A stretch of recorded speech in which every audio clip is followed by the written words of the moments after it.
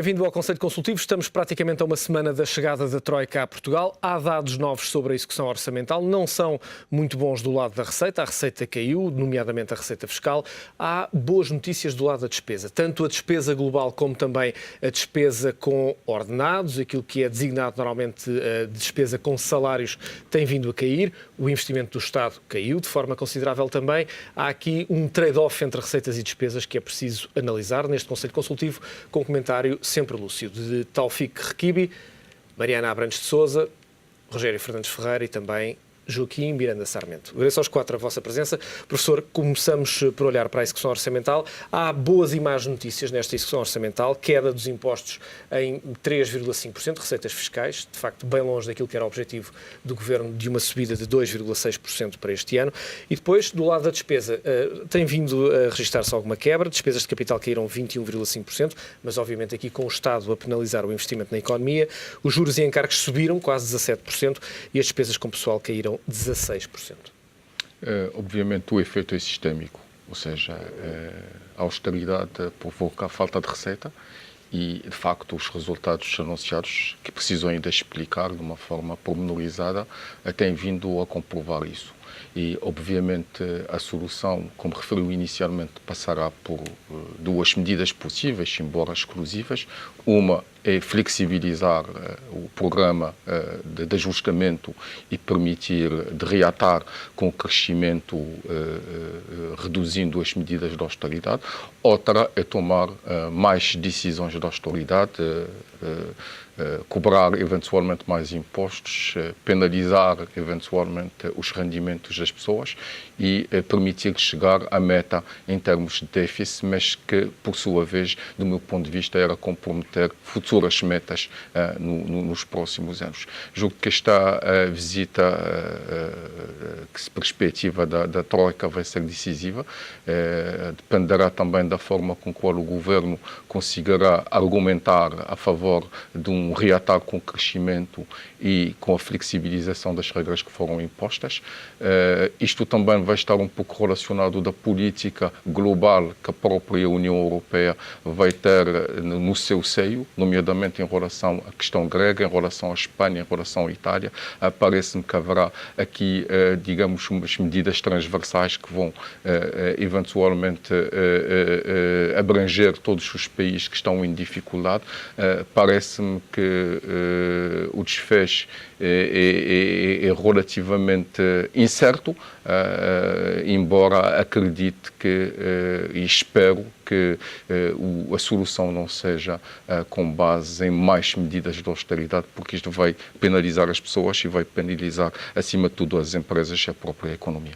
Professor, o facto de Portugal ter vindo a registrar um comportamento muito próximo daquilo que tinha sido acordado, não fosse a questão das receitas fiscais e do lado da despesa, tem havido de facto um trabalho que se pode verificar nestes dados como relativamente importante, ou importante em alguns casos, não fosse essa situação, Portugal estaria muito próximo de atingir os objetivos. O que colocaria a questão que lhe gostava de colocar é, atendendo àquilo que está a acontecer em Espanha, também na Grécia, já começa, de facto, a sentir-se em Itália. Poderá haver, da parte da Troika, e atendendo a que Portugal tem feito um bom trabalho, haver alguma flexibilização para aceitar, pelo menos, um equilíbrio entre mais austeridade eu espero que e mais sim, porque, ao fim e ao cabo, o Portugal foi um excelente aluno, no sentido de executar quase à letra todas as medidas que nos foram impostas e, portanto, julgo que deve haver alguma contemplação em relação a este esforço e dar mais, se a Grécia está a pedir mais 2 anos, julgo que Portugal está também em condições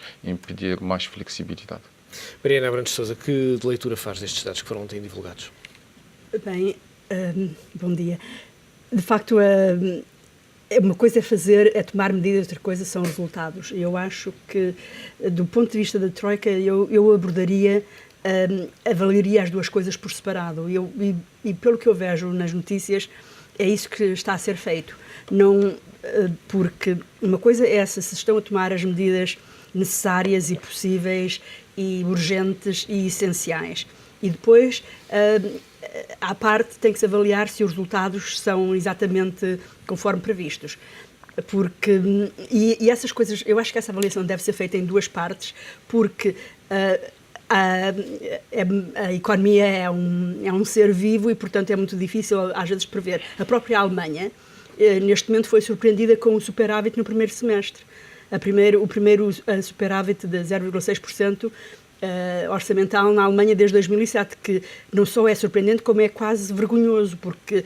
vergonhoso para quem, Mariana? Para os próprios alemães, porque a Alemanha não está a cumprir a sua missão de ser a locomotiva da Europa, ou como eu costumo dizer, quase o comboio inteiro. E, portanto, se a Alemanha falha e tem um superávit, é de admirar que Portugal e a Espanha e a Grécia falhem e tenham déficits superiores ao previsto. Eu acho que a falha de previsão tem que ser vista tanto nos que estão acima como nos que estão abaixo. O que é preciso ver? É se, de facto, Portugal está a tomar as medidas necessárias. O corte no pessoal é muito importante, porque sabemos que o Estado tem que emagrecer. É preciso ver se esse corte no pessoal não está a ser refletido e absorvido por um aumento da aquisição de serviços, que é uma das coisas que acontecia bastante no passado.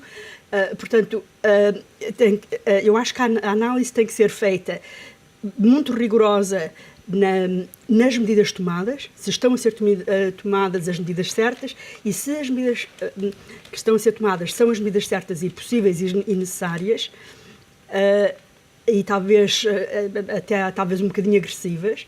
Então aí, depois a avaliação dos resultados pode ser um pouco mais flexibilizada. O que eu vejo, e vejo isso em relação à Grécia, é que as pessoas continuam a dizer que eles ainda não tomaram as medidas necessárias.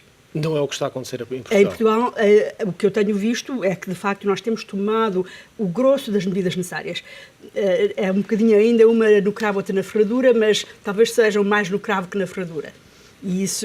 Portanto, isso é um bom sinal. E se nós pudermos demonstrar que estamos a tomar as medidas necessárias, podemos pedir algumas facilidades na avaliação dos resultados, que não dependem inteiramente de nós, porque se nós estamos, a Alemanha continua sendo um dos nossos grandes parceiros comerciais. Se a Alemanha está ainda com um superávit, e não está a promover a economia, as nossas exportações para a Alemanha, por exemplo, não podem talvez ser tão fortes como deviam ser. Portanto, os resultados não dependem só de nós. Rogério, quando olhamos para a questão dos impostos, e este é um tema que lhe é obviamente próximo, pedi-lhe uma análise mais fina. Comecemos pelo IVA. É surpreendente assistirmos a uma queda de apenas 1,1% nas receitas do IVA? Relativamente aos números que ontem foram divulgados, eu fico que, apesar de tudo, as notícias não são muito surpreendentes, porque se nós olharmos para o mês anterior, e para a síntese que a DGO faz, apesar de tudo, podemos encontrar aqui algumas melhorias no próprio IVA e algumas melhorias no IRC. No que respeita ao IRS, de facto há um claro agravamento, mas tudo tem uma explicação. Eu julgo que esta ligeira melhoria do IRC talvez seja um pouco anulada pela amnistia do RER 3, que de facto gerou alguma receita adicional importante durante este período, e por outro lado, provavelmente o agravamento a que assistimos no IRS seria superior, mas também o agravamento a que assistimos no IRS tem muito a ver com o facto dos reembolsos terem sido processados também recentemente e também com as retenções na fonte. Portanto, eu diria que não parecem muito surpreendentes, pelo menos assim no curto prazo e em comparação com o mês anterior, até me parecem ligeiramente positivas as notícias, não é? Nestes dois impostos. Portanto, o problema não é de curto prazo, é um problema mais global, anual. De facto, o que se verifica é relativamente já um orçamento retificado, e a comparação que nós estamos a fazer é já para um orçamento que não é o inicial. Há de facto um agravamento da situação das receitas e de facto previsivelmente o déficit não se cumprirá, não por via de despesa, mas por via da receita. E, portanto, há aqui que atuar, obviamente que continuar a atuar ao nível da despesa, mas provavelmente também que continuar a atuar ao nível da receita.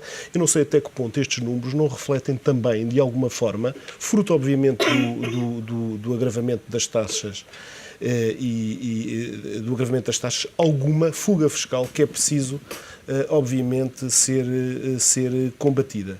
E, portanto, há que ter aqui também um bocadinho de imaginação ao nível das receitas, que, sem representarem, ou podendo não representar medidas adicionais de austeridade, de fazer aqui alguma reavaliação de alguns aspectos que ainda podem ser mexidos sem significar um verdadeiro agravamento. E que aspectos são fiscal. esses? Eu estou a pensar, por exemplo, ao nível de uma reavaliação dos benefícios fiscais. Não sei até que ponto se justificam alguns dos poucos benefícios fiscais que nós encontramos no IRS que complexificam o sistema e o imposto em causa. E, portanto, o Governo tem na sua mão já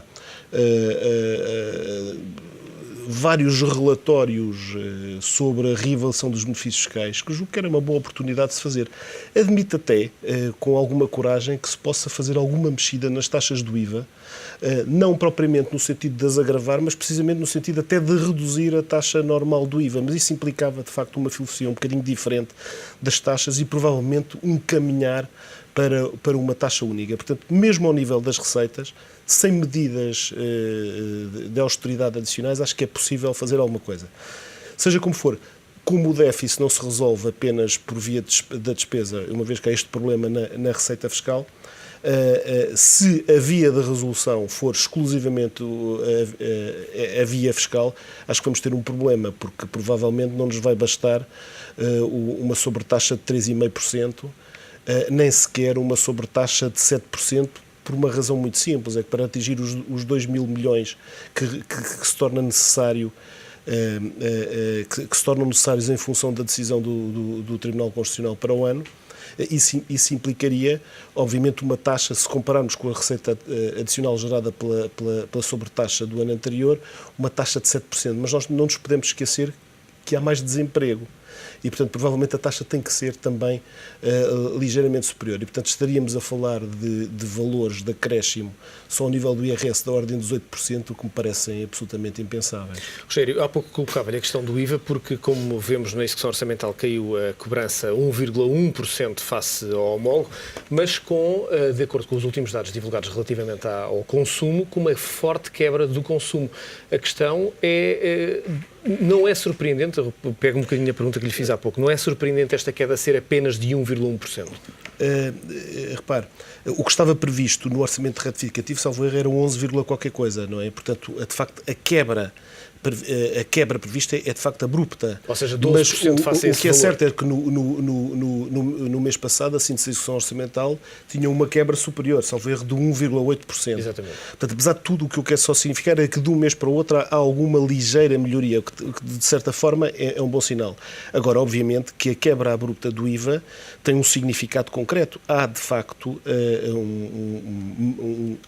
tem a ver com o consumo, obviamente, e tem a ver até com um pouco com o próprio modelo de economia que se está a modificar. Provavelmente há menos importações, há menos consumo, há mais exportações. Portanto, há aqui uma série de explicações Que estão a interagir ao mesmo tempo. Que estão a interagir e provavelmente perceber. há também mais fraude, em virtude do agravamento das taxas.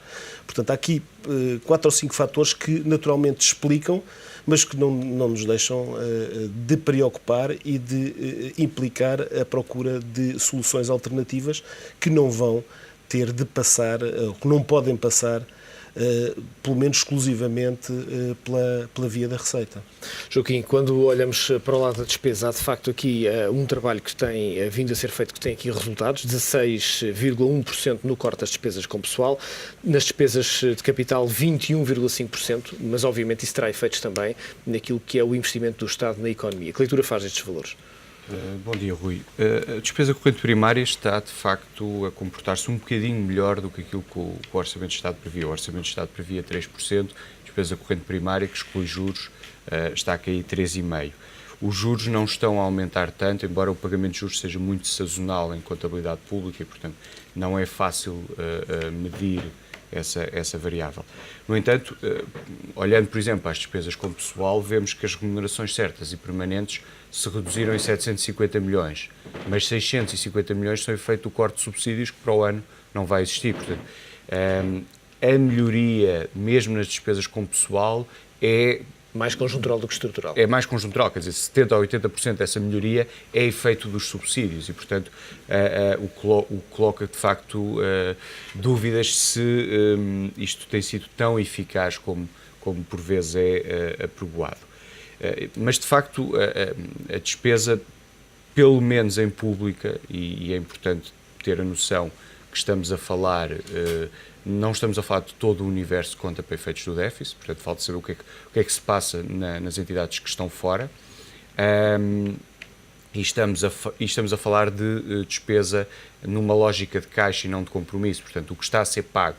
Portanto, também falta saber o que é que está a acontecer aos montantes em dívida e que nos está a ter uma expressão, infelizmente, bastante significativa. Portanto, qual é o ritmo de pagamento das despesas, não as de pessoal, porque essas evidentemente são o compromisso e o pagamento são simultâneos, mas na aquisição de bens e serviços ou até mesmo nas despesas de investimento. Se tem vindo, se está a aumentar o prazo médio de pagamento. Exatamente, e portanto, se depois aquilo que conta para o déficit, que é o compromisso, há coisas que mesmo para entidades que já estão em contabilidade pública podem não estar a aparecer neste radar do boletim da DGO, porque já está feito o compromisso, mas o seu pagamento ainda não está feito.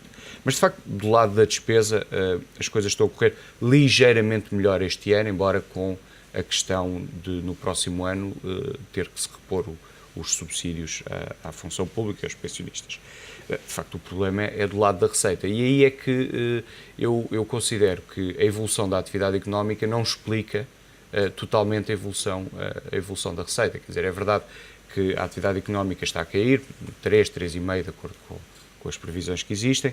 É verdade que que não está a cair tanto, ou não está a cair mais, porque as exportações têm aguentado um bocadinho a conjuntura, mas, quer dizer, tem que haver aqui um efeito de não pagamento de impostos, portanto, aumento da dívida fiscal e um efeito de fuga, quer dizer.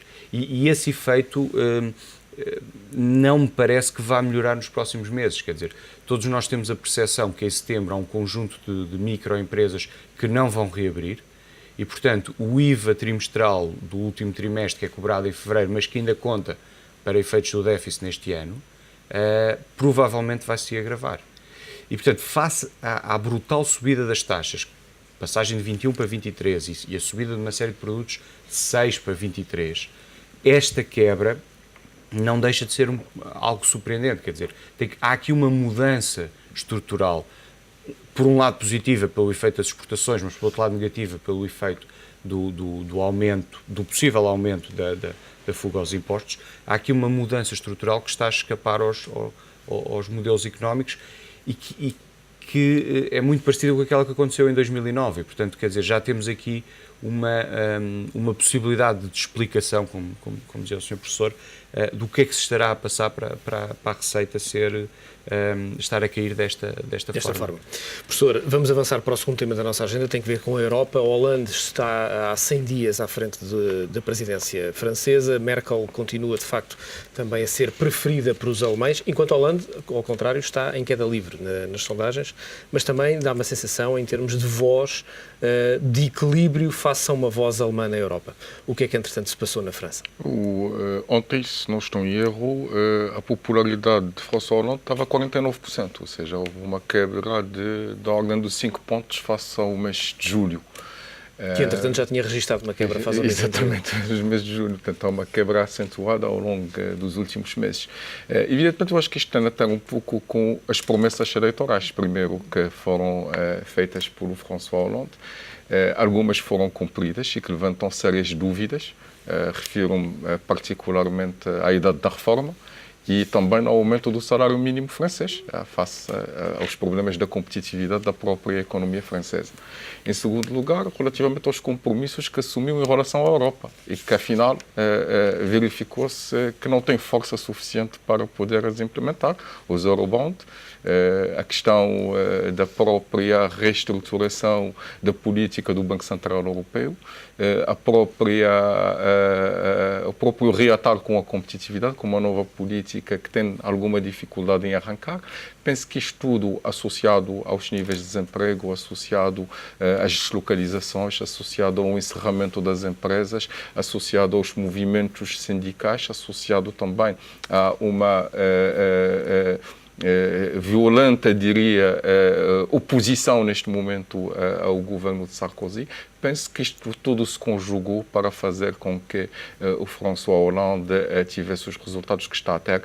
Eventualmente, alguns psicólogos poderão explicar também esta situação com problemas de carisma ou de comunicação do próprio Presidente da República Francesa. Que é acusado de ser, permita-me interrompê-lo, um homem muito normal, dizem os franceses, ou dizem os analistas políticos franceses. Exatamente. A postura de estadista que era conhecida em relação a presidentes anteriores, como Jacques Chirac, como o próprio François Mitterrand, parece-me que os franceses não conseguem encontrar, digamos, estas qualidades, ou não revêem nestas qualidades no François Hollande.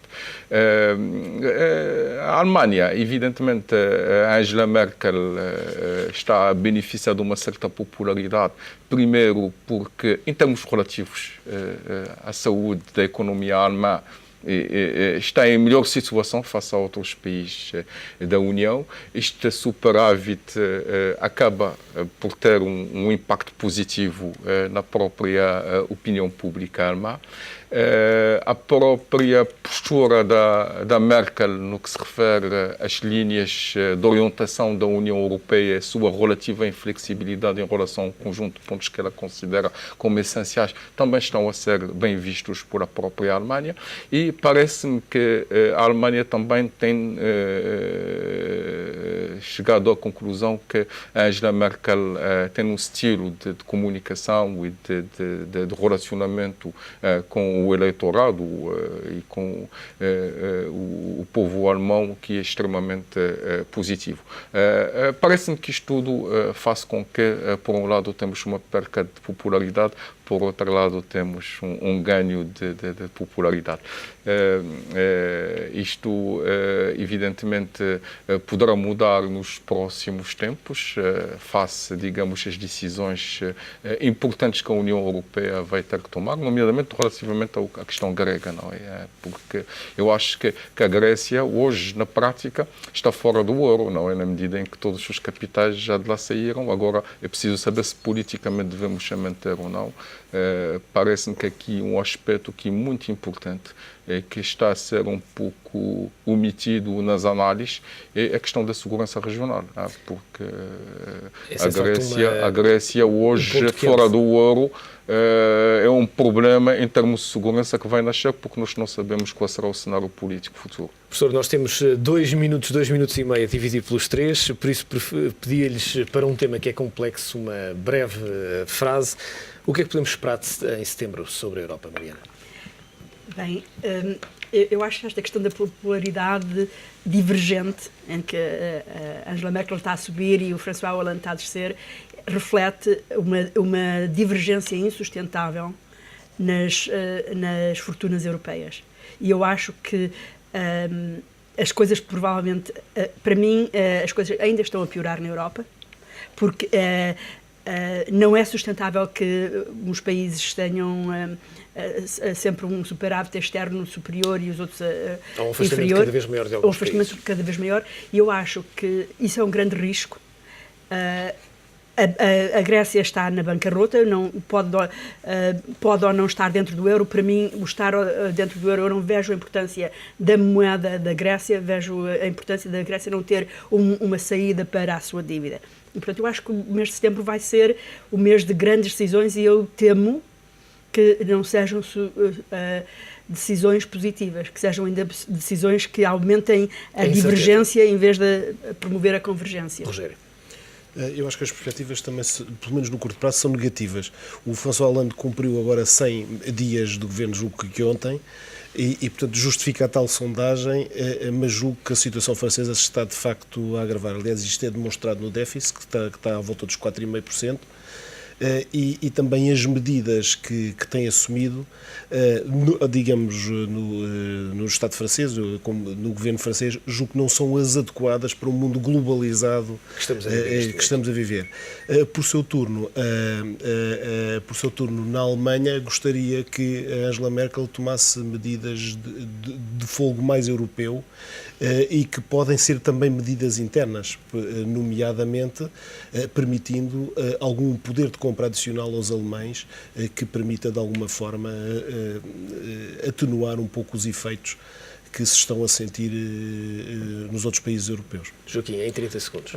Muito rapidamente, só duas notas. Primeiro, aumentar o poder de compra dos alemães pode também ajudar muito aos problemas da China. Portanto, não é líquido que o efeito seja passado apenas para os países do sul da Europa. Relativamente à Europa, eu acho que até dezembro, ou pelo menos até o final do ano, só há duas hipóteses. Quer dizer, ou há uma solução definitiva e esta crise passa, ou há um fim. Quer dizer, e o fim pode ser o fim apenas para alguns, ou o fim para todos, mas quer dizer, não me parece que o euro aguente muito mais tempo neste impasse, usando uma expressão que nos é conhecida, neste pântano. Muito bem. Deixem-me agradecer-vos a vossa imensa capacidade de síntese para um problema tão complexo. Fica por aqui o Conselho Consultivo, que regressa na próxima segunda-feira. Deixe-me desejar-lhe um bom fim de semana.